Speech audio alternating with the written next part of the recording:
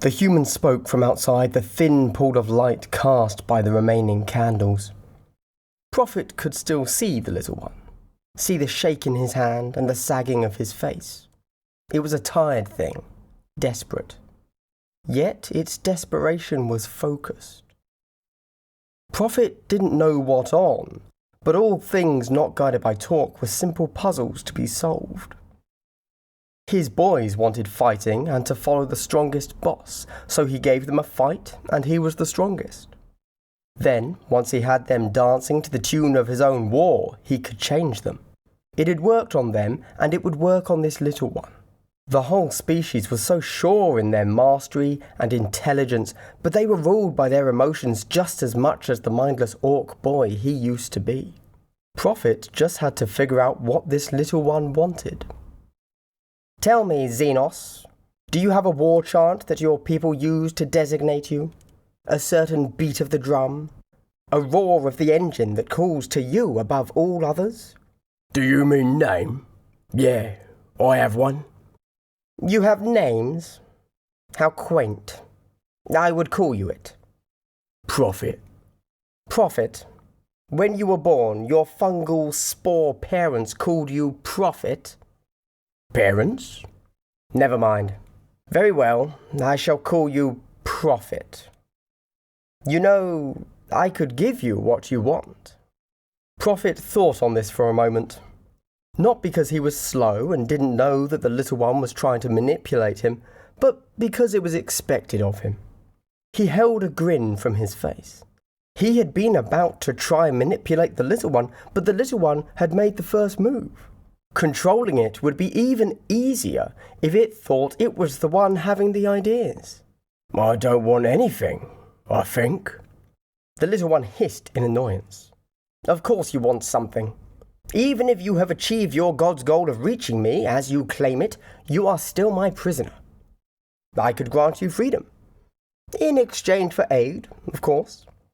Prophet remained very still. It had been a challenge since his capture to not even flex a muscle or roll over when he got sore. No, the little one wouldn't take it well to discover that these bonds were a false peace of mind. I suppose I hadn't thought of it like that. Exactly. Leave the thinking to me. The little one slapped a gloved hand down on Prophet's shoulder. How odd. Little ones didn't show familiarity of this kind. He had pulled enough off of the Pain Doc's table for his own interrogation and learning that he knew how they felt about orcs.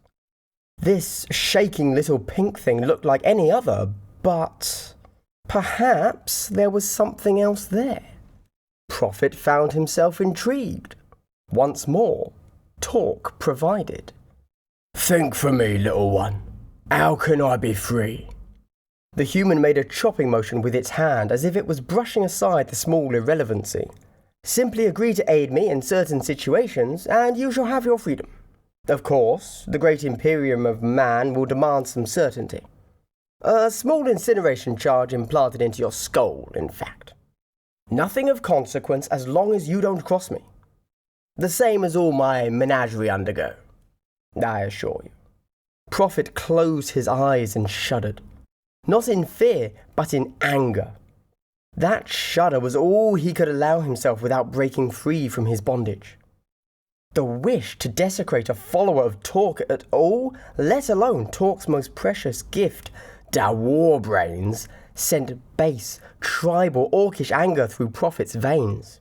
But he couldn't let it out. Torque had tasked him, and Prophet was strong.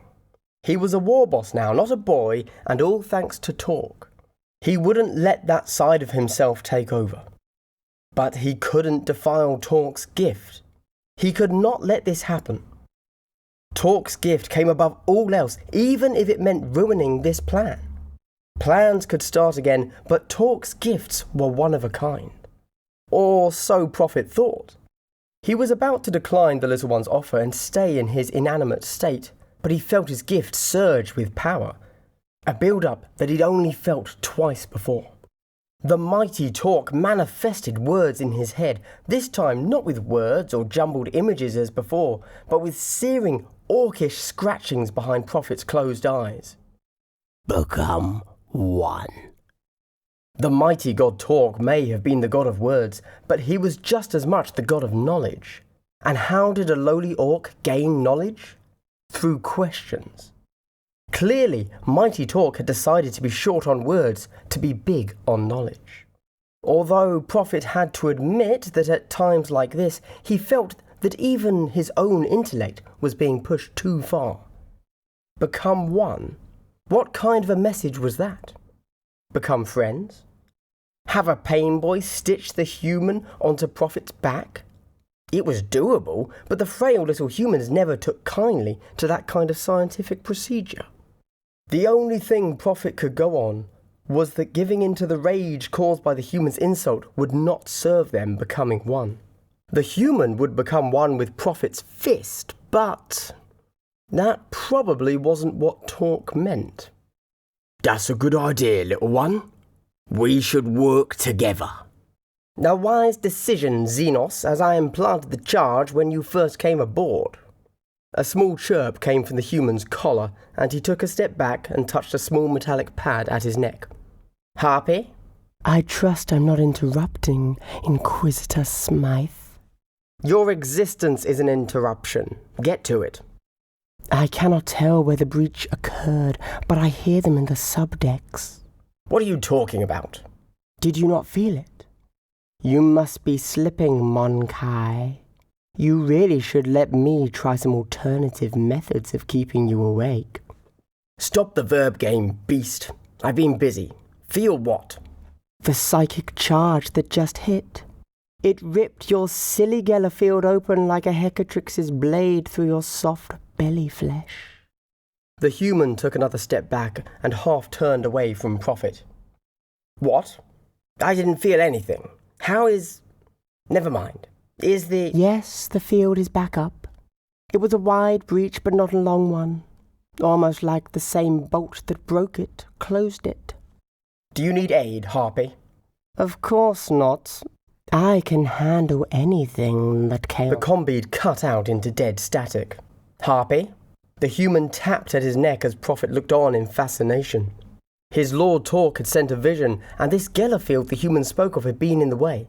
It had been nothing to the mighty Tork, of course. Perhaps, little one, I can be of service. Your little demons could use a good cramping. I can handle these things myself, Xenos. The human's hand went to the inner pocket of his long coat, and he pulled something metallic from it, ran it from finger to finger for a moment, then returned it to the pocket. But you're right. You need to be tested, and what finer way? I warn you, though, these will be beasts you haven't fought before. They treat reality as a nuisance to be ignored, not something that rules over them. Prophet let out a sharp bark of a laugh that made the little one's hand reach for the gun at its hip. Tork hadn't just sent a message. He was too cunning a god for that. No, he had sent away to complete this next part of the plan. Prophet knew how dangerous the nasty warp things were to the weak little humans, as they only had a dying old man to protect them from it. Not a true god like Tork. Right now, demons from the other side would be pouring through the lower decks of the ship. Reality would be compromised. Without a pain boy around, what better way to become one? Yes, little one. Let me show you my dedication. Prophet allowed the human to slowly remove his bindings. No need to show his true strength until the time was right. Once the final manacle was unclasped, the human was breathing heavily from the exertion. Although I'm not sure how useful you'll be in the tight confines of my ship. Although Prophet hadn't seen any of the corridors as he'd allowed himself to be tranquilized when he surrendered himself, he knew that it was going to be tight. Did you save my weapons? Those chunks of metal you had strapped to you? No, of course not. What? My shooter was the finest a war boss had ever made.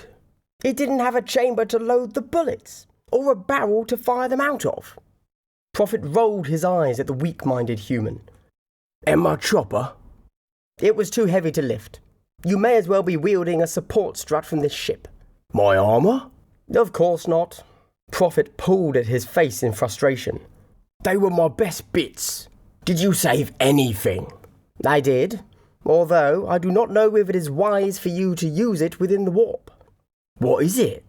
A psychically charged scrap of metal. Prophet thought about his gear. What end sharp? Do you have a carved into the visage of Torque himself? There was a certain hook to it, and the other end had been assaulted by a rock, I suppose, yes? That's Torque's lobby zapper. It might not be a shooter, but any token of Torque will serve me well. A lobby zapper? How disappointing. I had thought it so much more. Prophet shrugged. You haven't seen what it can do yet? Now, let's go and show some demons what Torque thinks of them. And little did the human know, Torque hated demons.